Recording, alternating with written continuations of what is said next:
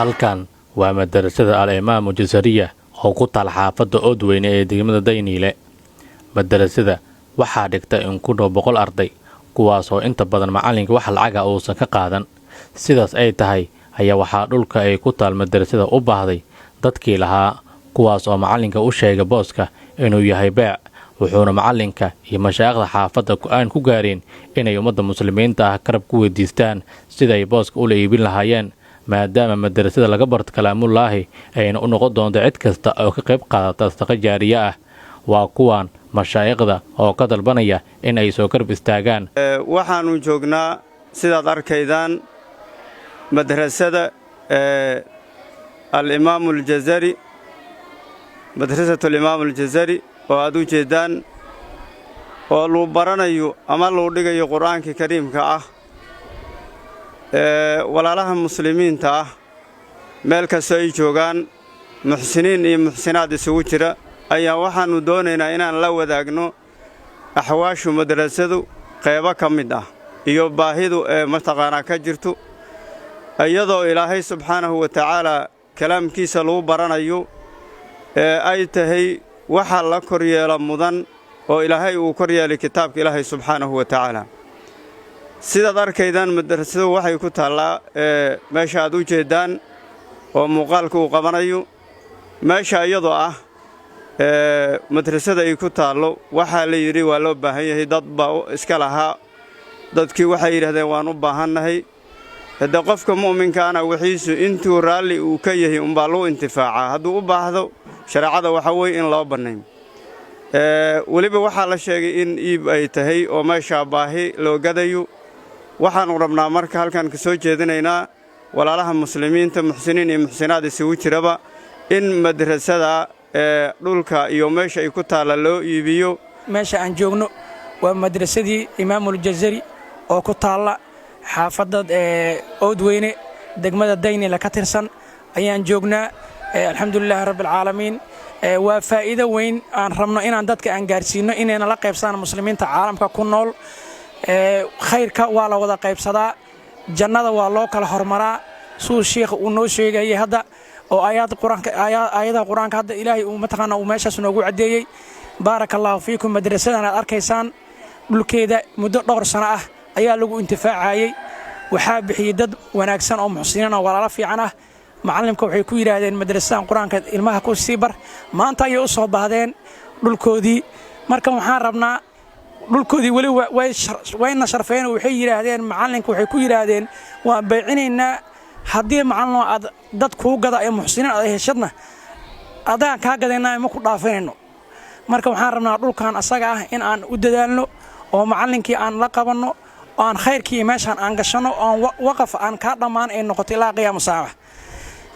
xaafadan hadda aan degannahay qiimaha ay joogto waa horta qiimo aad u yar. aad iyo aad haddii la iskugu tago waa wax yar. waxaan ku qiyaasayaa booskan inuu joogo 45,000 ilaa 50,000. waa caalamka muslimiinta jooga ayaa ka badan, dadka walaalaha intana dhageysanaysa ayaa ka badan.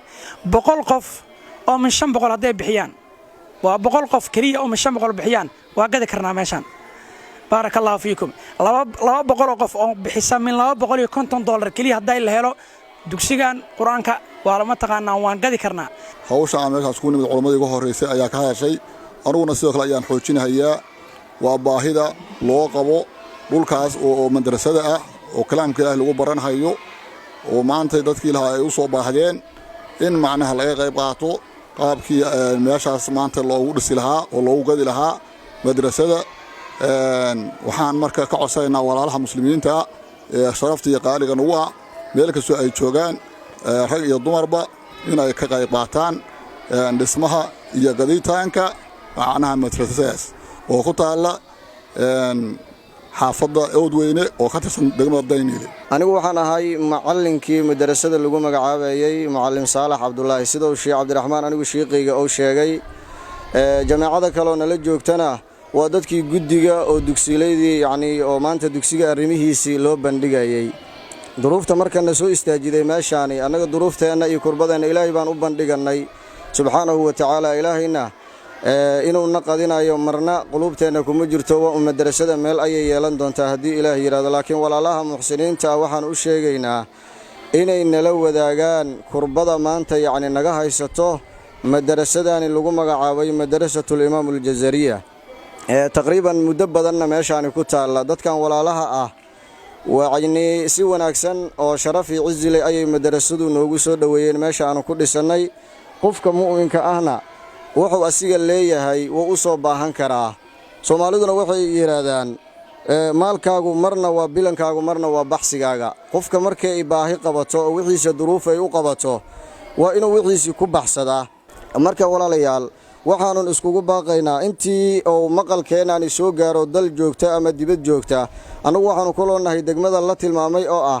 degmada daynile gaar ahaan xaafaddu aanu ka hadlayno waa xaafadda oodweyne inta maqalkeenna oo soo gaaro oo walaalo ah muxsiniin ah oo dal iyo dibad jooga waxaannu ka codsanaynaa inay yacnii ajiibaan wixii maqalkee yacni uu maqalkii uu soo gaaray inay ajiibaan wixii annagoo aan u soo dirsannay oo baahidii ah inay noogu soo jawaabaan insha allahu tacaala waannu rajaynaynaa daawadayaal lambarrada oo madrasada imaamul-jasari waxa waaye lambarrada akoon salaam banki waa 34 42 eber 9 21 lambarka kale akoon dahabshiil waxa waa 11 eber 1 10 99 eber waaye waa lambar oo salaam dahabshiil waaye lambarka ku xiga waa lambar hormuuda furaha 9 waaye 886686 lambarka kale ku xiga oo somtelka waxa waaye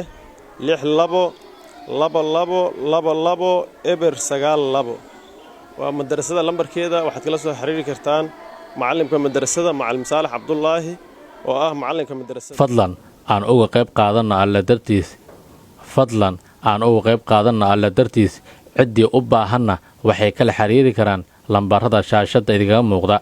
Saadaam Cabdulla Siyaad, Hoyga Diinta TV, magaalada Muqdisho.